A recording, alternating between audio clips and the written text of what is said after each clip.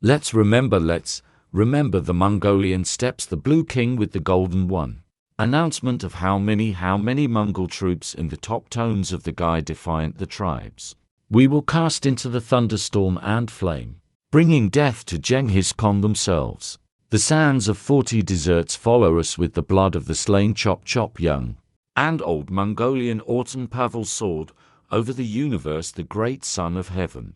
Of abbots, Genghis Khan believed such a fear of fire. Salam TV viewer, greetings to you, whether your horses are feeding, whether your nose is thick, whether your saddle is ready, saddle the horses of us.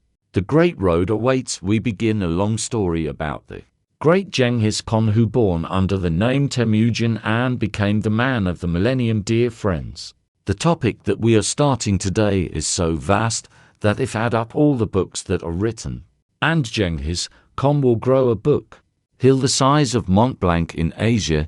He is revered. Napoleon and Alexander the Great are much more appreciated than in Europe, and there are reasons for this.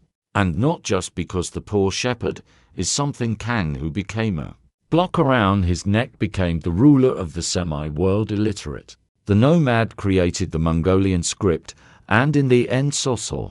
It has a procession of 20 million live streams. It's the same amazing male power. They live all over the world, from the new the difference to Greenland is that Mongolia itself has a population of less than 3 million of people, and all the Mongols combined on the globe no more than 10 million. This is what Genghis Khan is. UNESCO had a reason to proclaim him a human being millennia, but how different is it? Imagine the words, what's the relation, so far loans that exclude opposing points of view collide with each other in Mongolia. Genghis Khan is certainly a national hero. There are monuments everywhere, whether any colossal size statue. It is located in Ulaanbaatar, in the capital of the republic, but from other cities of Genghis Khan. This is the same as Pushkin and Charlemagne in one person for the Mongolian people. And if we look at Europe, the attitude towards it is extremely biased, and the Mongols, or Tartarus, and a native of hell. It's something terrible, some black vile force which spilled out from the depths of Asia and devastated and flourished the civilization that was almost completely destroyed by Europe, even crossing these gates, breaking into Hungary, into Poland, into Germany, reaching all the way to the Adriatic, and threatening even Europeans. Never liked the Mongols and always tried to belittle their role, paint them as barbaric savages, savage bloodthirsty nomads. Genghis Khan naturally became something of a Mongol Hitler apotheosis. Relations is the book of our Soviet writer Chevlik in memory. That's really where Genghis Khan is a real Hitler. 13th century monster fiend, bloodthirsty, raw, gets the truth. And what is the truth? Where is the true story? You know, the horses. Let's go on the road. Let's try to figure it out. The greatest events that changed history dramatically in the 13th century. The whole of Eurasia, linking together peoples who had hitherto been unaware of the existence of each other, as the Russian people and the Chinese, who found themselves in subordination of one emperor to the ruler of the world, Genghis Khan, and his heirs. These events were like any major historical process, big and important reasons. The first reason to specify economic reasons, and I believe that. But the eternal whirlwind of the Mongol invasion was prepared in the 11th and 12th centuries. The incredible and astounding economic recovery of Suskovo China. If this upswing did not occur, the world and the history of Asia would be completely different. 140 million people.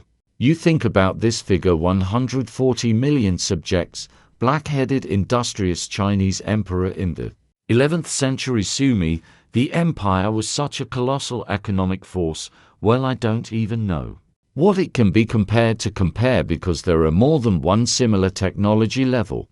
The advantage of no country in the history of the planet did not exist is not only possible to say that the Chinese were certainly ahead of everyone else in terms of innovation at that time, but suffice it to say that at that time they were already leading the way in Sumi China. There was paper money. There was printing, including printing by separate leaders. Europe is still 400 years away. Already cast iron was used a long time ago, and again. It will reach not only in the 15th century. The Chinese are building large deck ships whose dimensions will be surpassed by the Europeans. Only in the 16th century they had paper money and quite modern type finance. And Peter, in the 11th century, 140 millions of people. A colossal amount of economic production, the most complex at the same time. It is based on first-wave technologies, on agricultural technologies, economy based on pre-scientific technologies, and pre-industrial technologies, an absolutely amazing phenomenon, and the scale of the impact of this China. Even if it was not realized by the countries that were caught up in the attraction of this great economic superpower, it was colossal. I told you about the Great Steppe. Actually, there has never been a state in the modern sense of the word, because that there were no taxes. All the powers of the steppe nomads were based on interaction with the sedentary by the population to levy yes-no, or rob sedentary civilizations, and withdrawal of the surplus product from there, which allowed to feed the nomad army. As a matter of fact, if not taxes, are not from prisons. There is no apparatus of suppression, and what is there? There is a people, an army, and at the expense of what they live, the people of the troops. From due to raids, campaigns, conquests, and yes, not, but you yourself only imagine what tribute, what loot could be taken in this great China. And think about the other side of the matter. After all, China, for all its colossal economic power, did not possess what Europe had in the middle of the 19th century, for example.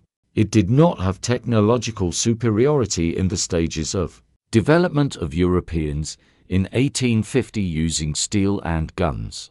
They had absolute military superiority over any other, but on Earth the Chinese did not have this, because they were at the same stage of technological development like all other nations, but at the same time they created a colossal economic force. That is, their armament was approximately the same as the rest of them. I was not stronger at the expense of technological advantages than the rest of the army, and the wealth they had was huge, and the modern state to which historians refer Sung China. They call it one a modern country on earth that's modern in everything, but at the same time, it is society agrarian stages of development for modern society. War is something monstrous, it is ruinous, and it is not profitable. And business, because it distracts huge amounts of money and at the same time leads to a huge resolution. And in the China was the same, only there at the level of the 11th century, at the level of arrows and balls, speed and harmony. This feeling will make you even more organized, armed and equipped, provide food for the Chinese army, which could already be colossal in its size. Well, imagine 140 million inhabitants. The economy is based on quite itself. There are handicrafts and manufactories in the turnover of goods. There are thousands of workers in these manufactories busy in their early days. Even was and bombs were the truth, did not fall asleep on the fireworks were allowed. But sometimes against and rejection you manage to use, and also everything is very, very complicated and simple, and that the Chinese could get an ID from whom they are. They will conquer the Koreans. It is small with a little bit. You can't take the Vietnamese there. The jungle and Vietnam only became ferocious.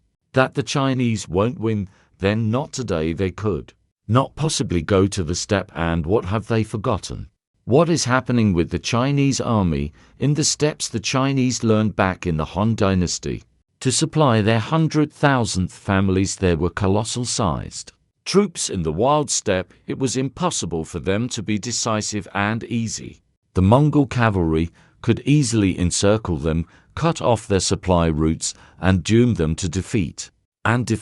So the war for the Mongol army was not a problem. China was a foreign country, and add to that the traditional Chinese attitude to the world.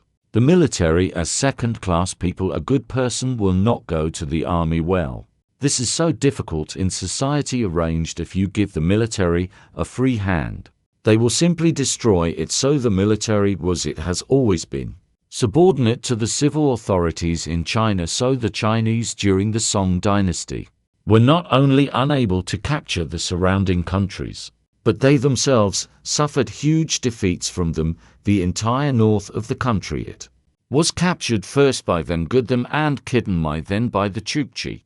Eventually all of China was conquered by the Mongols from the 13th century.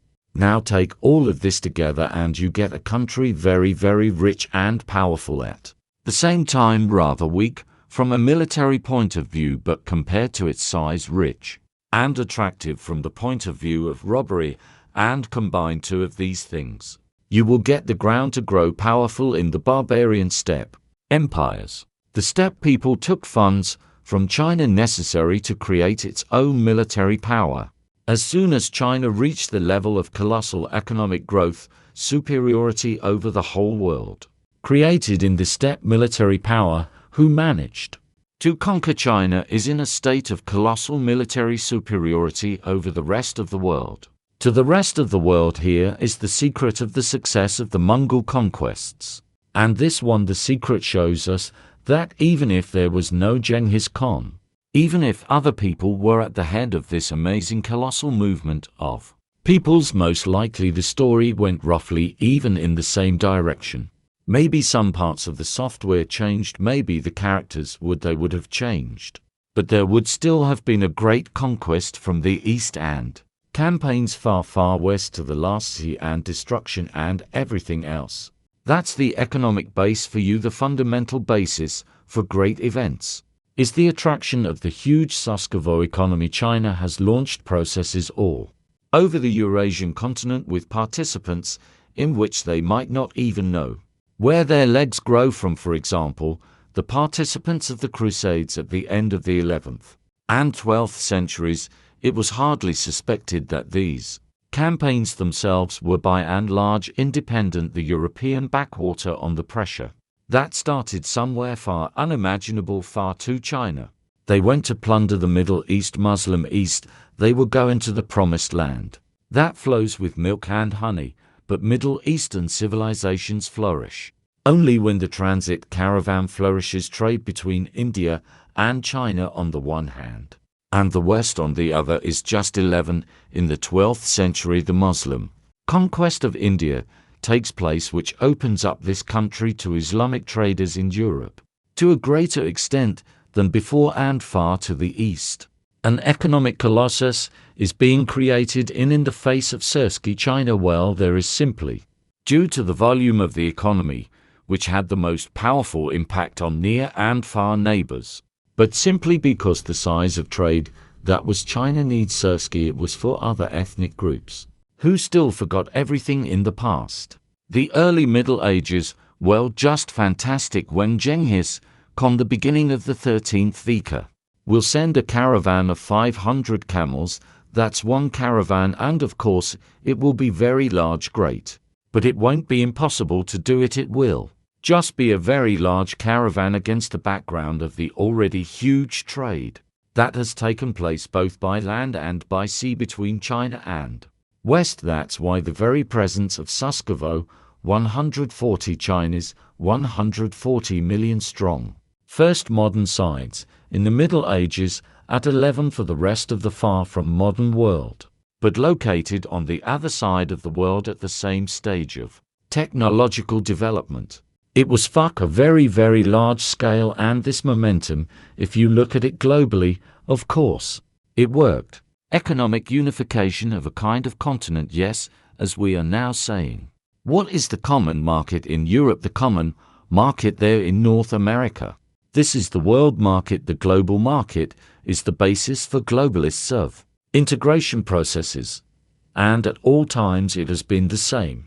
This was Madame's second group of reasons, which objectively locked the possibility of creating the transcontinental military empire of the 13th century. Had causes in the 10th century, the Great Steppe was going through a difficult time. In all probability, it was so full of people who were not able to see it.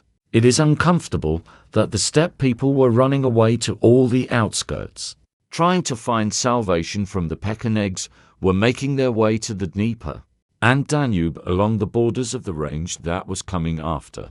The dry ones from the lack of food Polovtsians were holed up in the resort areas of Borovoy, and on the Urdish the Mongol-speaking tribes of them clung to the Chinese borders, and to the southern ones Manchurian forests, steppe regions, and further south in Central Asia Turks of various kinds. They were always trying to go somewhere there like this Hudaria, just to leave the steppe.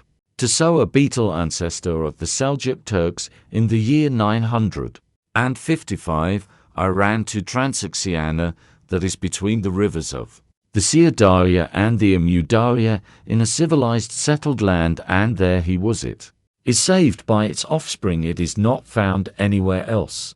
This is very important characteristic moment. He leaves now to save the lives of his fellow tribesmen and his clan, and leaves a fugitive, not looking for a wretched them, and not at all some kind of nicknamed terrible conqueror, when the steppe is bad. When is the landscape, when there is no food, when there is no grass?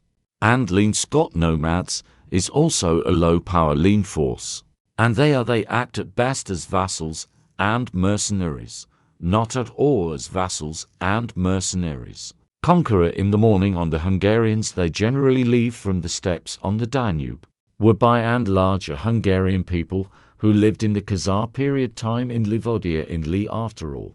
Even let's say not in Livodia.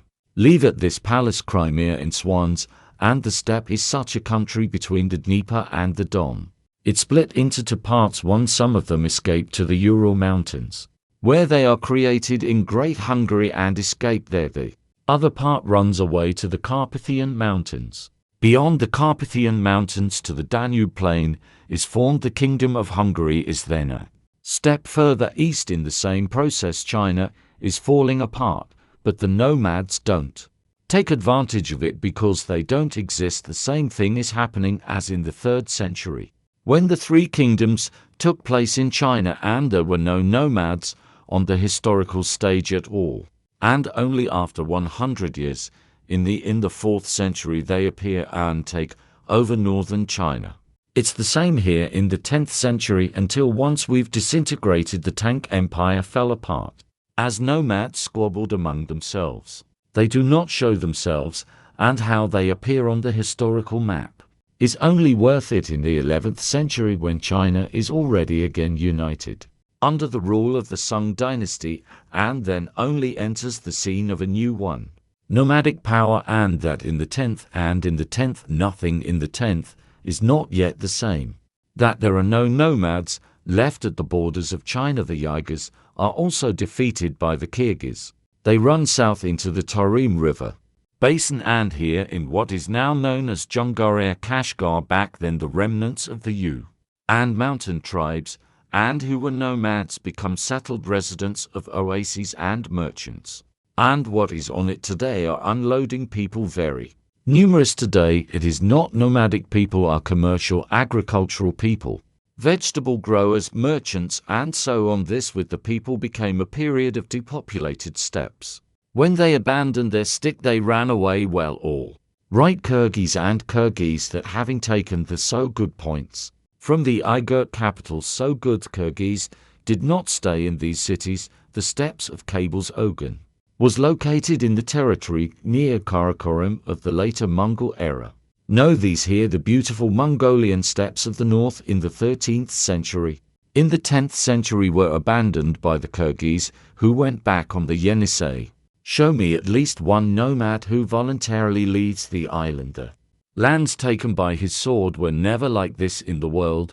They went only from places where it was impossible to live. This it means that in the 10th century there was too much breathing in the Mongolian steppe, the Gobi Desert, and the Kyrgyz people could not live there, and they went back to their homes on the Yenisei, where their homeland was. No Mongols in Mongolia at this time. It was not when the Kidoni began their campaigns in the 11th century. They would pass through the entire territory of the present Mongolian People's Republic. The republics and now will not find a single Mongol there. The fact that the Mongols at this time are very far from their future homeland they were engaged in fishing on the Amur and Argun rivers. This is a completely different place far enough away that, as it turns out, that there is no one left in the Great Steppe, and the Palovsians were. Somewhere thousands of 050 in the third year the Kipchaks crossed the Volga and appeared on the borders of Russia. Kipchaki are Palovsians, it is by their name that the Great Steppe from the Danube to the Altai received title day. And Kipchak Palovsian steppe people Kipchaks, they survived hard times. In the upper reaches of the Erdéchev resort areas of Borovoi. Who is in? If you are a boar in Kazakhstan, you know that this is a great resort. Today, and it has always been like this, he allowed the people to survive in difficult times. But then it took some time to settle Zosiliv, she and the steppes where the steppe grass grew up. And on this grass rose and grew more and more fat herds of nomads. And after herds of people multiplied, but people they do not breed so quickly that foals grow much faster than that guys, and required several generations of land to populate all these vast expanses of Kazakhstan. And it seems only in the middle of 11 if they cross to the west they'll kick out the Pechenegs. Eventually they'll find them, they will destroy and appear in Russia. And this will be a serious test for the Russian principalities that for half a century they will enter into a fierce struggle with the Palovsians, and the mobilization of forces will be required. The disintegrating Russian state, which, under Vladimir Monomakh, was already in full swing at the beginning of the 12th century. He will be able to deal a severe blow to the Palovsians and practically stop them threatening Kievan Rus Nabi. Moreover, they were simply separated, and the Palovsians were not that formidable force which then in the 13th century. But this was due to the fact that the Western steppe, it is a Western style. There is dominated by the Atlantic transport of air masses, and a fairly large the amount of precipitation in winter is too much snow. Well, a lot of people live here. There is a lot of snow on the territory that used to be the Kipchak steppe last year. We had so much snow in Saratov to attack so that they could dig out the snow from under it and dig again. In order to get to the remote villages of Zaval, the Ministry of Emergency Situations had to attract military equipment. It was then there were weeks of 3-meter snow drifts. Not 3-meter snow, and even less than that when the snow can't be broken by cattle in winter anyway. Scott said, in the steppes it is dying. So it is worth putting it, and in fact we are dealing with the semi-key one farms. Because nomads go to the camp for the winter, but such a camp was, for example, Sharokeya, your current Kharkiv, they store food. And there they spend the winter feeding their cattle. It was worth it in the spring respectively. When the karma will already be very small, it is not enough for the whole winter. Scott, they have a skinny horse, and they are losing weight, they can't really move around much. Nor can the Russian squads that came to the Palovsian steppe in the spring. For well-fed, fattened ones they had a decisive advantage on their horses, so they beat far to the east beyond the Altai in the Mongolian steppes. Are a completely different story. There is a Mongolian anticyclone hanging over this chain and hinders. There are no typhoons in the far east, so there is little snow in Mongolia, 10-15 centimeters. And horses that have such a protruding skill as Sloth that is raking hoof of snow, they are fine. So this 10-15 centimeters layer of snow is raked. I get out the grass after the horses are sheep, and you don't know how to deal with a girl. But I'll rake out the snow with my skates, and they'll eat to grass, and Mongols roam all year round. 0 to the Mongols who live there. Just what here, but this is when everything is normal, when everything turns semi-desert. There is no one there. It was. But in the 11th century it turned green again, and after the grass came the nomads and settlements in that steppe, but where the Turks, Yagars and Kyrgyz used to roam. Now there will be Mongols, but they will be called Mongols later. Then they did not know what else. They are Mongols. And this is where the change in the ethnic composition of the population of the East comes in. In the same way as for me communication is interrupted, the Mongols did not remember that there was before them. They did not know anything about the second Turkic Khaganate, and about the first one, to not only unloading when, for what mountains were like for us. Today urban inhabitants, agricultural inhabitants, oases, empty tarim in general, not some great nomads. That's all then. Have we say that music in the middle of the 12th century degree again, but instead of developing numerous tribes, nomads are strengthened. And more than that point of view, climatology, it was the most favorable time for nomadic cattle breeding. So yes, and these reasons, they are unambiguous, judging that there are objective opportunities for creating great nomadic powers. But there was also one possibility, not only that just to the technique appeared in principle. These were generally very, very few. The fact is that nomadic cattle breeding, but they have a well-defined capacity natural for livestock respectively for people, too. And the Mongols in the 13th century were not much less than the Mongols in the 20th century in 1991. In the whole of Mongolia lived to 1 million people, now seems to be like 3 million. But there is still a little technology in places not worth it. But there in cities have a very large number of inhabitants multiplied from the city. They generally live by completely different laws than rural residents are. Therefore researchers who said that in the 19th century Mongol, as much as in Genghis Khan, they were very close to the truth. Objective Mongolian steppe can feed the order, but when in the 12th century, they were at the end of the 12th century when Genghis Khan united Mongolia, all the Mongols were 800 people all, and Mongol tribes all absolutely, who then still did not read themselves as Mongols, 800,000 people, and in China there were 140 million of this one army. Designs from the Emperor of the North Chinese, which had 48 million subjects, 600,000 people there. The number in Po to the Ministry of War, which rations were received by 600,000 military employees alone, and there are 800 of them altogether with their wives, children, old people, babies, and so on. How could it be? If we are culturally backward, technically backward, how could they have conquered China at all this? Question gloomily of the matter is that here to judges, except I consider that there is nothing there. Here is the power of the spirit, their bravery of some special kind, and military art of a special kind of military power, and training of fighters. All this does not matter in comparison with the number of troops that is at the first stage. The place is always full of good. God loves large battalions, Friedrich said.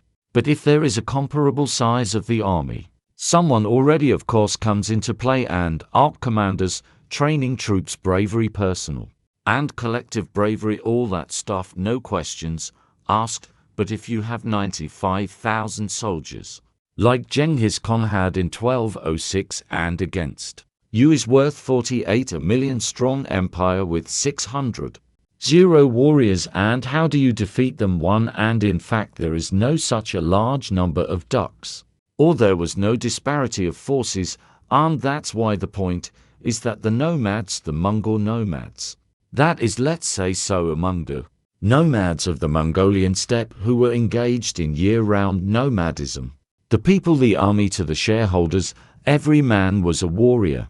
And it was possible to take the wine of the male population on a hike, and even there have been more such cases, but it is clear that one in China, half of the male population will not be sent to the army on a campaign, and the Chinese were not there as any soldiers. Here's 600.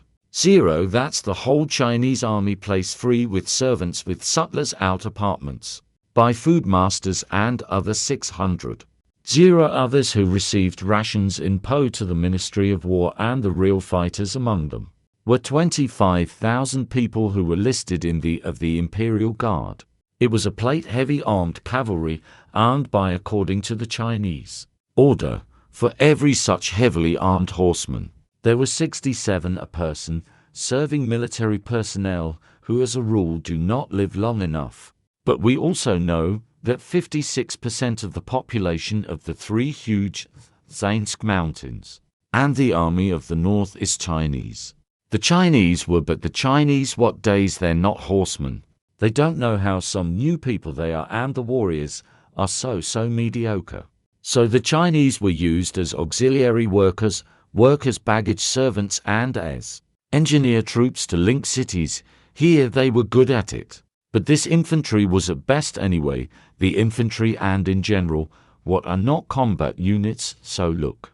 That is all this colossal like the Chinese army, the real combat value of it is very much reduced. The RS we're talking about, well, look for yourself, 25,000 armed horsemen and a maintenance worker personnel who could take part in the battle of them, but it turns out, well, they're 11, 20, even before 130.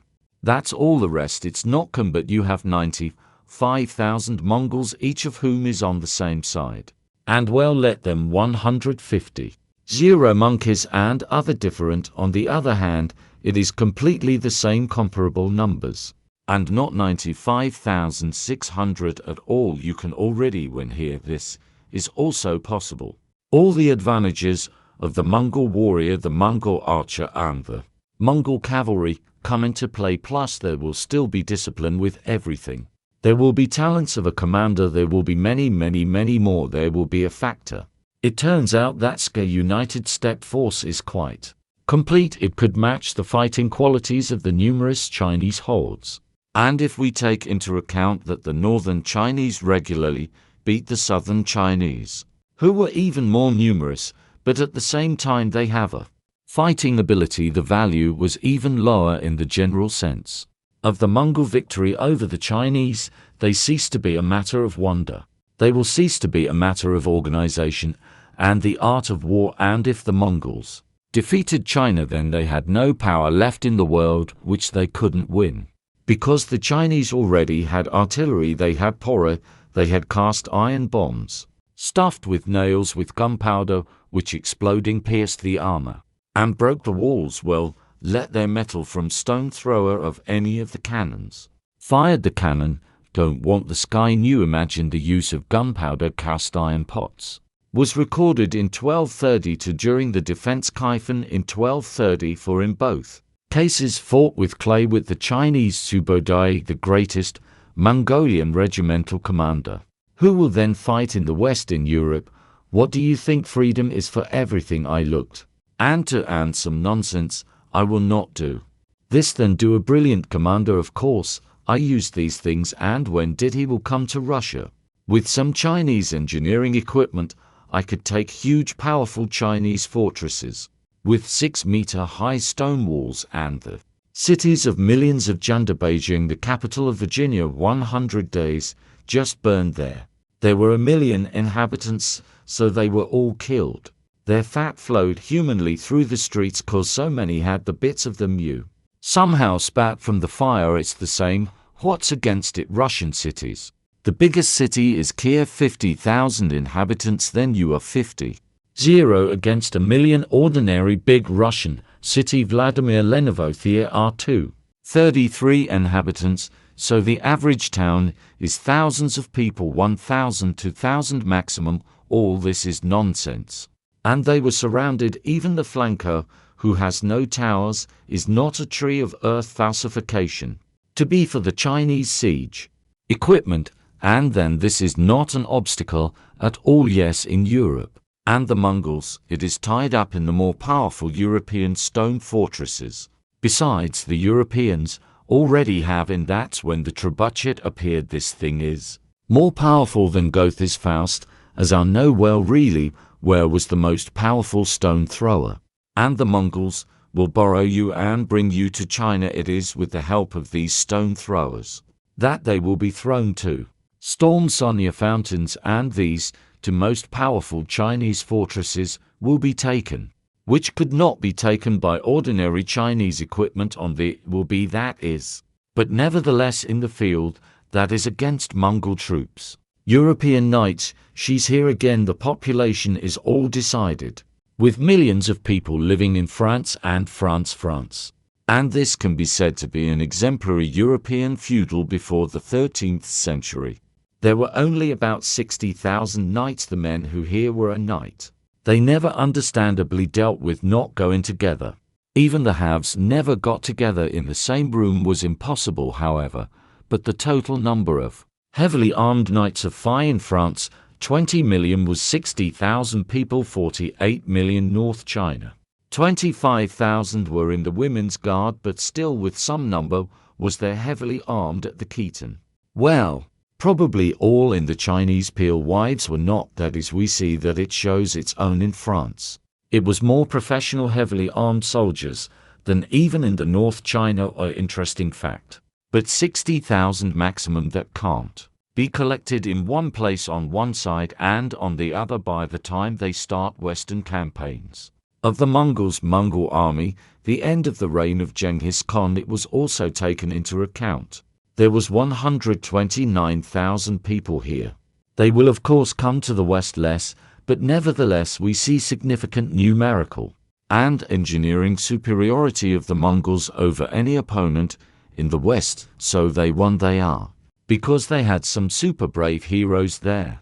Super strong bows, that's all. Secondary factors are quite small, that is purely technical parameters. Tell us on the fact that the 13th century creates conditions for nomads to be able to defeat China and the rest of the world after China, because unlike the earlier ones from the time of the Huns or the Turks, the Mongols were already developed in the very essence of what neither is the upper limit lamella armor, heavy leather to and metal armor, and things like strelna and things like saber. They were heavy. The cavalry is magnificent, brought to perfection, which only appeared in the time of the Turks. They had engineering a case that was not borrowed from the Chinese and the United States, and there will also be a whole new one, a galaxy of brilliant generals. And the puzzle we have converges. It turns out that with, on the one hand, there is an economic basis for creating a transcontinental military empire. On the other hand, nature, it promotes the reproduction of nomads, which are increasing in the 11th to 12th centuries. And since three purely military aspect objectively, there is a situation when the united the steppe could have defeated China, and so could the rest of the world.